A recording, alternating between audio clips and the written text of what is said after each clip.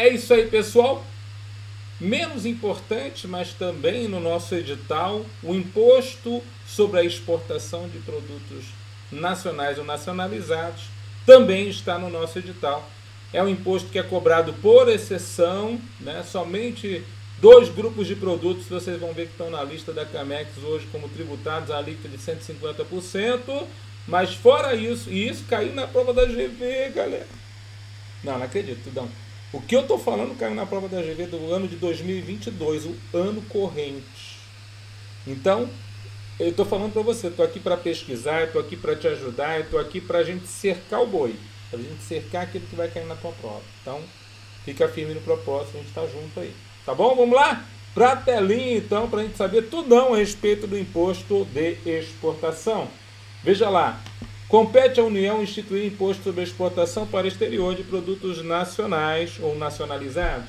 A legislação própria deste tributo é o nosso Decreto-Lei 1578 de 1977 e a Lei Federal 9.716/98 e também o nosso Regulamento Aduaneiro. A gente vai trazer informações a respeito deles aqui. Bom, quem é o sujeito passivo? Contribuinte do imposto é o exportador ou quem a lei a ele equiparar. Isso está lá no CTN. Lá no Regulamento Aduaneiro, eu tenho lá no artigo 217 que contribuinte do imposto é o exportador, assim considerada qualquer pessoa que venha promover a saída da mercadoria do território aduaneiro. Então, deu saída de mercadorias nacionais ou nacionalizadas do território aduaneiro, nós temos aqui o contribuinte do nosso imposto, é o exportador. O imposto de exportação incide sobre mercadorias nacionais ou nacionalizadas quando destinadas ao exterior.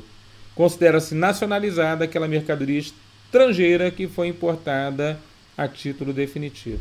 Então, às vezes uma mercadoria que vai ser destinada ao exterior, ela teve origem no Brasil, então ela é nacional. Mas se ela tem origem no estrangeiro e foi importada para aqui ficar a título definitivo, ela se tornou nacionalizada. O fato de você mandar ela para fora do país está dentro do campo de incidência do imposto de exportação. Então, mercadorias nacionais ou nacionalizadas, quando exportadas, estão dentro do campo de incidência do nosso IE.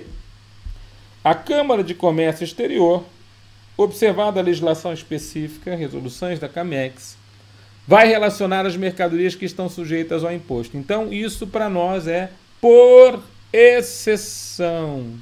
Vamos colocar isso aqui para você. Então, isso para nós é por...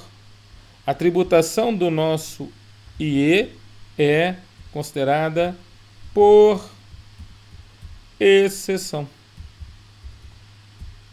Ou seja, estar na lista da Camex, que é uma lista assim, extremamente reduzida, é uma tributação por exceção.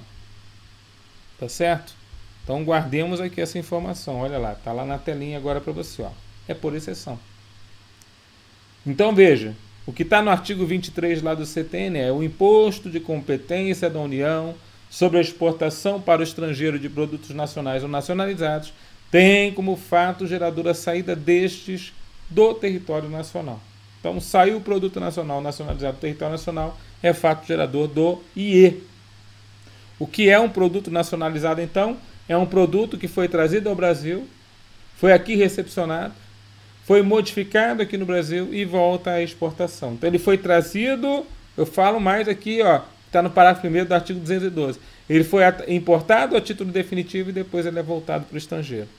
Então ele é, né, uma mercadoria que era estrangeira, foi nacionalizada e depois está sendo agora exportada novamente. Tudo bem? Então, ó, em que tipos de mercadorias incide o IE? Se a mercadoria é nacional, sofreu qualquer tipo de industrialização no Brasil, a origem dela é nacional, ou se ela for nacionalizada, né, sofreu desembaraço, entrou no país, foi importada a título definitivo, importada para consumo, que a gente diz, teve tributos e incidentes recolhidos, então ela é nacionalizada, o IE também vai incidir nela. Então o IE incide tanto na mercadoria nacional quando sai do território nacional, quanto na mercadoria nacionalizada quando sai do território nacional. Vocês entenderam? Tanto uma situação quanto a outra. E o nosso momento de ocorrência do fato gerador, né? né? No caso aqui do nosso fato gerador do IE, o artigo 203 ele fala que o aspecto objetivo do fato gerador, né, a hipótese de incidência é o imposto de exportação tem como fato gerador a saída da mercadoria do território aduaneiro. Então saiu a mercadoria nacional nacionalizada do território aduaneiro, já é a ocorrência ali do nosso fato gerador. Para efeito de cálculo do IE, considera-se ocorrido o fato gerador na data do registro de exportação no Sistema Integrado do Comércio Exterior, o SISCOMEX. Então, por meio de uma disposição legal, o legislador achou por bem delimitar o momento da ocorrência do fato gerador para fins de cálculo do IE, de forma a dar maior segurança jurídica para a incidência, como sendo o registro da exportação no Sistema de Comércio Exterior. Então, quando você vai fazer o registro de exportação no SISCOMEX, você está tendo, então, a ocorrência do fato gerador do imposto sobre a exportação. Então, aí, como o nosso imposto é cobrado por exceção, tem pouquinhas regras a respeito dele, nós vamos lembrar algumas características importantes a respeito desse imposto, né? Nós vamos lembrar as características importantes a respeito desse imposto, que estão relacionadas aí à situação dele ter característica extra fiscal, né? Então, assim como o II tem característica extra fiscal, o IE também tem característica extra fiscal. Então a gente tem que levar em consideração essas informações para a gente poder, inclusive, levar para a nossa prova. Então ele tem característica extra fiscal.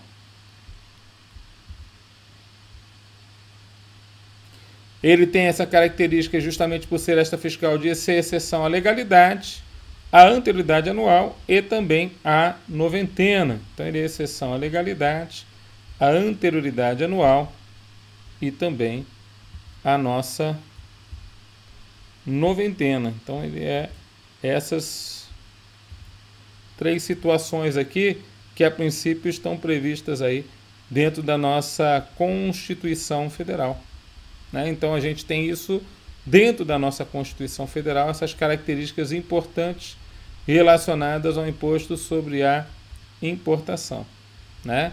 Então, são características importantes relacionadas ao II. Eu vou pegar essas informações, vou trazer aqui para você e juntar aqui na informação aqui para o nosso IE, que a gente está estudando agora, o nosso imposto sobre a exportação.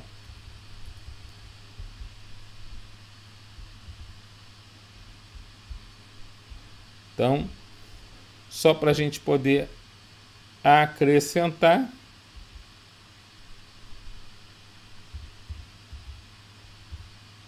né?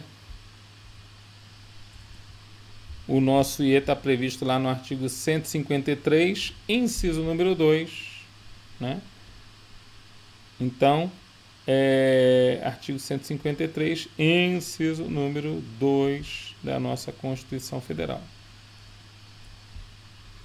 Então vamos lá, vamos colocar essa informação aqui para a gente poder, né, trazer aqui para você, né? Então, ó, a instituição do IE pela União é determinada pelo artigo 153, inciso 2 da Constituição Federal, né? E aí a gente vai tirar esse decreto aqui, que não é o decreto relacionado ao nosso IE, mas sim ao II. E aí ele fala mais agora para nós, ó, por ser um tributo incidente sobre o comércio exterior, tem caráter extra fiscal, sabe, aquele interventivo. O mesmo, então, não segue os princípios constitucionais tanto da legalidade, quanto da anterioridade, quanto da noventena. Bom, vamos já agora falar, então, sobre a base de cálculo do tributo. Então, a base de cálculo está no artigo 213 do Regulamento Aduaneiro. Vamos ver lá a base de cálculo do tributo, 214, perdão, do Regulamento Aduaneiro.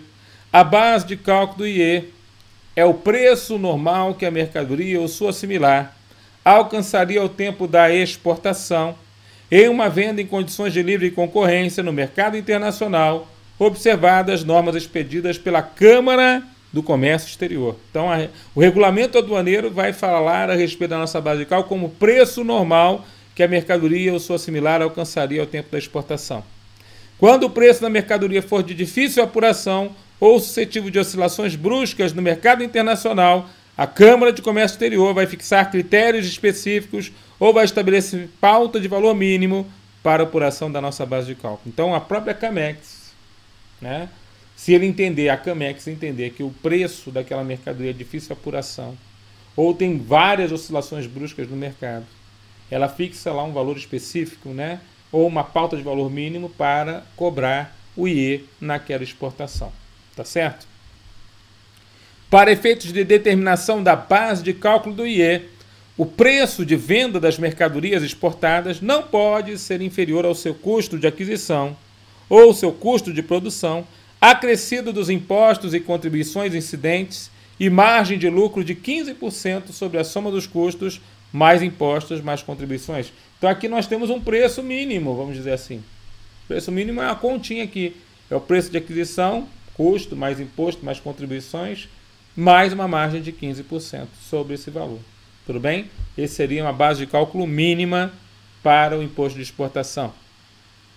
O Decreto-Lei 1578/77 estabelece essas diversas diretrizes para a apuração também da base de cálculo do IE, que são depois repassadas no regulamento aduaneiro. A base de cálculo, então, é o preço normal que o produto ou seu similar alcançaria ao tempo da exportação em uma venda em condições de livre concorrência no mercado internacional, observadas as normas expedidas pelo Poder Executivo mediante ato da Camex, a Câmara do Comércio Exterior.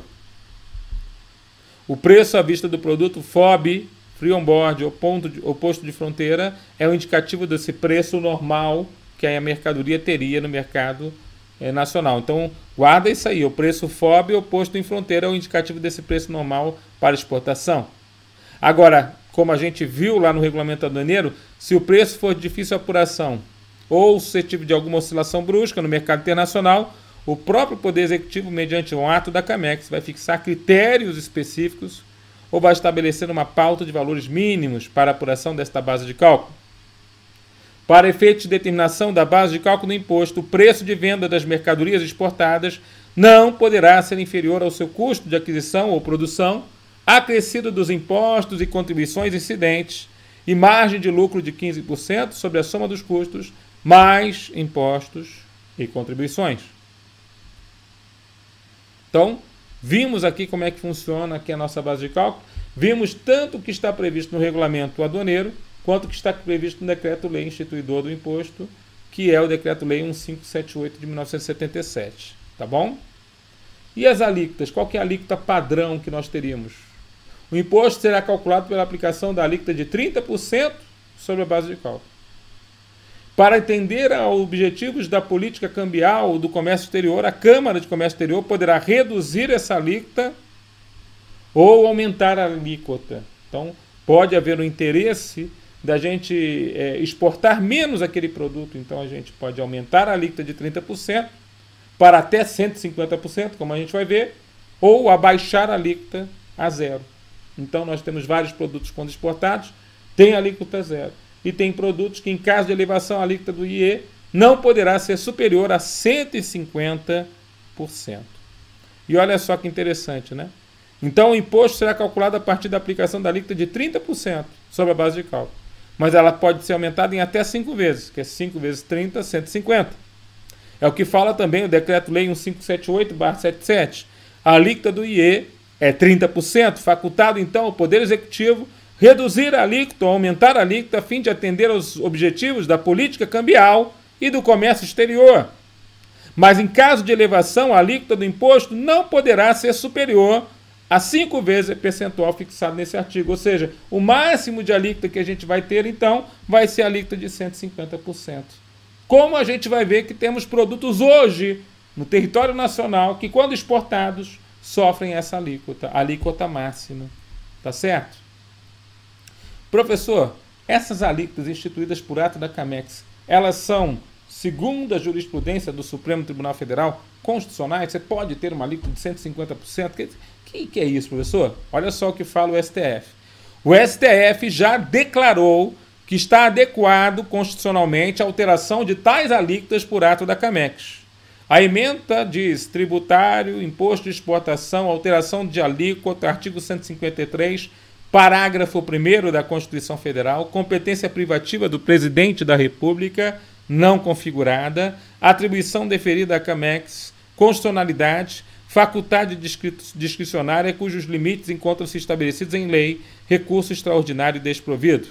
Então, o que fala esse recurso extraordinário aí, 570680, ele fala o seguinte, ó, é compatível com a Carta Magna, norma infraconstitucional, que atribui a um órgão integrante do Poder Executivo da União a faculdade de estabelecer as alíquotas do IE, do Imposto de Exportação. Então, é compatível. Competência não é privativa do presidente para estabelecer essa alíquota. Inocorrência de ofensa a alguns artigos. Isso aqui é bom demais para quem prova. Vamos lembrar que a FGV conhece bastante jurisprudência. Ela, a princípio, é só encarregada de fazer as provas da OAB em todo o país. Chuva de jurisprudência nas provas da GV. Então, não me assusto se cair alguma jurisprudência relacionada a atributos da legislação aduaneira. Então, essa aqui é interessante, né? Sabemos que, então, não está ocorrendo ofensa aos artigos 84, inciso número 4 da Constituição Federal e parágrafo único, que fala a respeito de importantes competências privativas do presidente, e artigo 153, parágrafo 1º da Constituição Federal, ou o princípio de reserva legal. Faculdade, então, discricionária atribuída à CAMEX, que se circunscreve ao disposto em Decreto-Lei 1578/77 e demais normas regulamentares. Recurso extraordinário na época conhecido e desprovido, ou seja, está tudo ok, o STF já declarou constitucional. Apesar do STF declarar constitucional, a maioria dos produtos quanto ao imposto de exportação gozam de alíquota zero. Observe que a maioria das mercadorias sujeitas ao IE gozam de alíquota zero. Então, apesar de haver a possibilidade de você cobrar o imposto de exportação, nós queremos desonerar as exportações, nós imunizamos o IPI nos produtos industrializados exportados, nós imunizamos o ICMS na circulação de mercadorias ou serviços ao exterior, nós causamos uma não incidência ao ISS nos serviços quando são exportados, cujo resultado se dê lá fora. Então, na verdade, a gente está sempre querendo desonerar as exportações. E as hipóteses de pagamento? Está entre os itens do edital, o pagamento do IE. O pagamento do imposto será realizado na forma e prazo fixados pelo ministro de Estado da Fazenda, que poderá determinar sua exigibilidade antes da efetiva saída do território aduaneiro da mercadoria a ser exportada. Então é interessante que, a princípio, o prazo é dado pelo ministro da Fazenda, mas a sua exigibilidade pode ser feita até antes mesmo que aconteça o fato gerador, que é a saída do território aduaneiro. Não efetivada uma exportação da mercadoria, ou ocorrendo seu retorno em situações previstas no artigo 170, incisos 1 a 5, a mercadoria sai e depois retorna, o imposto pago deverá ser devolvido, e a forma disso é compensado na forma do artigo 113, ou restituído em dinheiro mesmo, em espécie, mediante um requerimento do interessado acompanhado da respectiva documentação que comprova que a mercadoria iria sair do país, ou até saiu do país, mas depois retornou.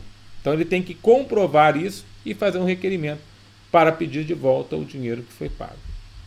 Poderá ser dispensada a cobrança do IE em função de destino da mercadoria ser exportada. Então, às vezes, por causa do destino ser algum local que interessa ao Brasil exportar, pode ser dispensada a cobrança, observadas as normas editadas pelo ministro da Fazenda.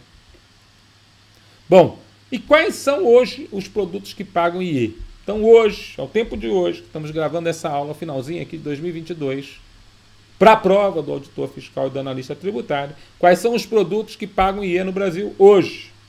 Atualmente existem duas categorias de produtos que incidem o IE. Cigarros que contenham tabaco, NCM 2402-2000, armas e munições, partes e seus acessórios. Então, para esses dois, nós temos a incidência do imposto de exportação. E aí eu explico um pouco mais. Ó. Cigarros que contenham tabaco naquela NCM, a exportação está sujeita ao pagamento da alíquota máxima. Lembra qual que é a alíquota máxima do IE? 150% de imposto de exportação quando for destinada a países da América do Sul e América Central, inclusive o Caribe, ressalvadas hipóteses de isenção previstas em lei. Então tem aí a portaria da SESEX e o decreto que tratam a respeito do assunto. Exportação de armas e munições, partes e acessórios.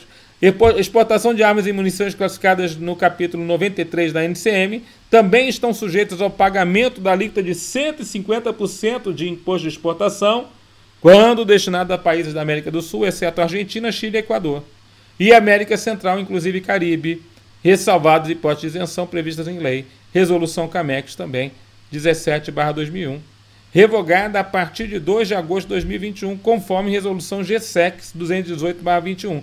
Então foi, a princípio, arma e munição até 2 de agosto de 2021. Então hoje mesmo é só cigarros que contenham tabaco. A arma e munição também não está dentro da isenção, também não está dentro da tributação de 150%, porque foi até 2021. Prova 2022, então só cigarros que contenham tabaco. Vamos continuar? Bom, existem alguns incentivos fiscais nas exportações.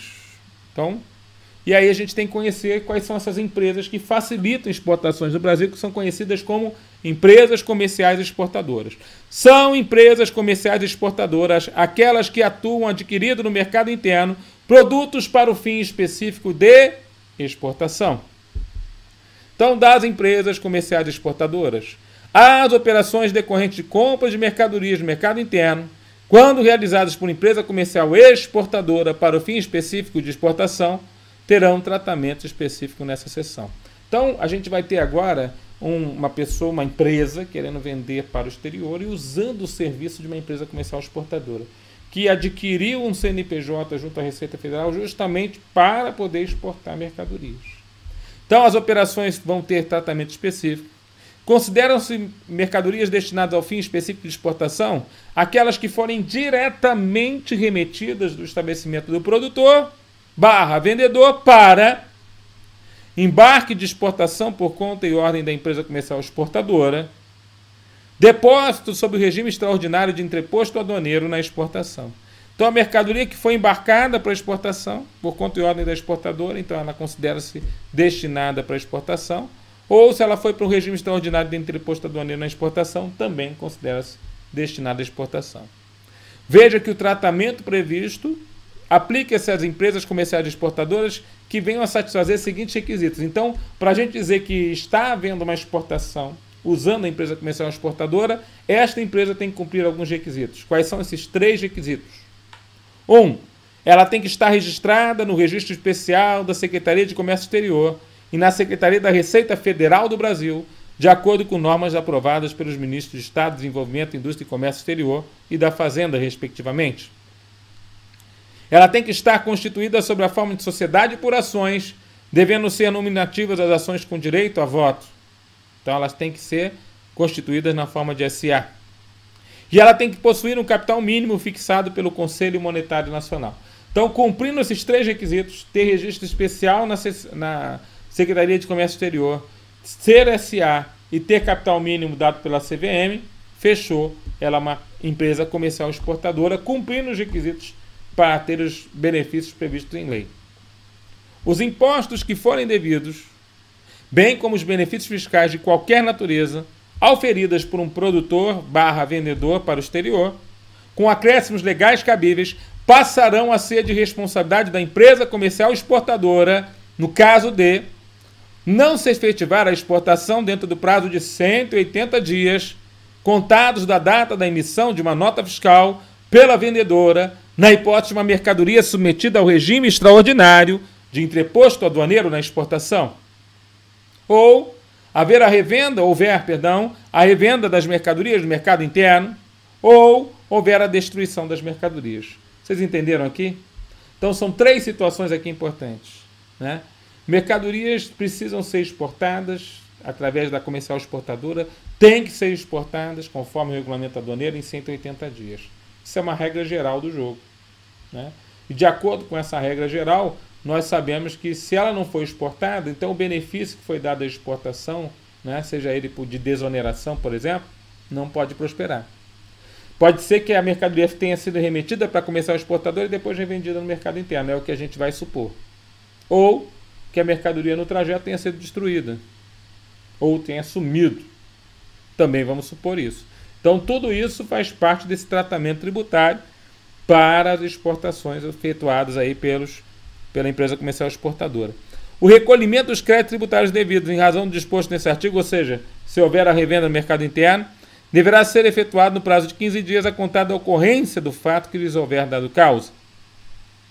Nos casos de retorno ao mercado interno, a liberação das mercadorias depositadas sob regime extraordinário de entreposto aduaneiro na exportação está condicionada ao prévio recolhimento dos créditos tributários de que trata este artigo. Fechou, pessoal? Bom, cuidado. O artigo 28 lá do CTN fala sobre a destinação da receita do IE. E ele fala uma coisa que hoje não serve mais. O que fala o artigo 28 do CTN? A receita líquida do IE destina-se à formação de reservas monetárias na forma da lei. E a Constituição Federal fala claramente no artigo 167, inciso 4, é o princípio da não vinculação da receita de impostos a qualquer fundo, órgão ou despesa. É a não vinculação. Então, impostos são tributos que não têm receita vinculada. Mas aí o que ele fala aqui no artigo 67, vamos lembrar? É vedada a vinculação da receita de impostos a qualquer órgão, fundo ou despesa, ressalvadas repartições de produto da arrecadação de impostos a que referem os artigos 158 e 159, que falam da divisão dos tributos no Brasil, quanto à sua destinação, e ressalvar também a destinação de recursos para ações de serviços públicos de saúde, manutenção e desenvolvimento de ensino, realização de atividades da administração tributária, né, prestação de garantia às operações de crédito por antecipação de receita. Então, existem exceções, mas essas exceções não têm nada a ver com o imposto de exportação. Então, aquilo que está previsto no artigo 28 do CTN não foi recepcionado pelo atual texto da Constituição. Ou seja, a gente não tem na receita líquida do IE alguma destinação para reservas monetárias do país. Não é isso. Agora sim, nós vamos falar sobre questões que a GV fez recentemente aí para a prova. E a primeira me causou estranheza, que pode ser a próxima questão da sua prova. Caiu na prova agora 2022, FGV, ó, Senado Federal, Consultor Legislativo. Então a GV foi lá na legislação aduaneira e perguntou aqui na prova. Vamos ver aqui, ó. A economia brasileira muito depende das exportações de produtos e matérias-primas, com forte incentivo que se configura na redução de tributos. Considerando essa realidade, assinale a opção que apresenta produtos sobre os quais incide o imposto de exportação. Veja, ele está querendo saber aonde incide o imposto de exportação, mas isso não está normalmente, né, nem lá no decreto-lei que instituiu o IE, nem a princípio no regulamento aduaneiro, mas tem aqui, ó, refrigerante de munição, cigarros que contenham tabaco. Professor, hoje a munição está fora, mas cigarro que contém tabaco, a alíquota de 150%, você mostrou isso na aula, caiu na prova da GV, tudo a ver com prova, tudo a ver. Bebidas alcoólicas e cigarros, outra situação. Grãos transgênicos, outra situação. Apenas bebidas alcoólicas e artesanais, outra situação. Mas para nós, o único que está dentro da situação de incidência do IE, como exceção, né, dentro da regra lá da Camex, é o cigarro que contém o tabaco. Tá? Então, gabarito a questão, alternativa letra B de bola. Veja a questão da Cefaz Minas Gerais, caiu na Cefaz Minas Gerais. A extrafiscalidade, característica do IE, é destacada por atuar como instrumento de intervenção estatal no comércio exterior. Opa, falou em extrafiscalidade, falou em intervenção. Então, para você caracterizar a extrafiscalidade quanto ao IE, é justamente esse caráter interventivo que nós possamos ter nele. Então, gabarito a questão, alternativa letra A. Não é depender de lei específica para ser alterado sua alíquota, porque esse é o princípio da legalidade, e na realidade nós temos exceção ao princípio da legalidade no IE. Não é ser o mesmo para todas as exportações, porque a princípio não é isso que acontece. Não é ser alterado pelos executivos estaduais, porque também não é o que acontece, porque o executivo estadual nem mexe na alíquota do imposto de exportação. Não é ser exclusivamente arrecadatório, porque é o contrário, né? Ser interventivo. Então as demais alternativas nem conseguem prosperar. Gabarito a questão, alternativa letra A. Tudo bem? Falou em característica extrafiscal, a GV já sabe que ela quer que você fale que há um caráter interventivo no comércio exterior. Por último, professor, será que o IE, né, na sua característica de ser tributado, né, pela União em situação excepcional, ele reparte a sua receita com outros entes políticos? Então caiu na prova do Senado Federal, GV, consultor legislativo de novo. Em relação à repartição das receitas tributárias prevista na Constituição Federal de 88, pertence aos estados 20% da arrecadação do IE, proporcionalmente ao valor das suas respectivas exportações. Calma, as exportações, nós temos um repasse, justamente pela desoneração das exportações, um repasse do IPI. É o IPI que tem lá 10% para repasse para os estados exportadores como uma forma de compensar as perdas do ICMS lá no tempo da instituição da Lei Candir, que perdura até hoje essa compensação. Então não tem nada a ver o IE com a jogada. Tudo bem? Então coloque aí nessa alternativa aí, ó, falso. Galera, uma aulinha simples, imposto de exportação é isso para a prova. Eu quero que você esteja pronto para ser um auditor fiscal, um analista tributário da Receita Federal do Brasil. Desejo a você uma excelente preparação, detona, faz de tudo aí porque você vai ser auditor fiscal. Fiquem com Deus, bons estudos, nós vamos aqui, ó, nós estamos aqui para arrancar a vaga. Até mais, auditor. Até mais, analista. Até a próxima.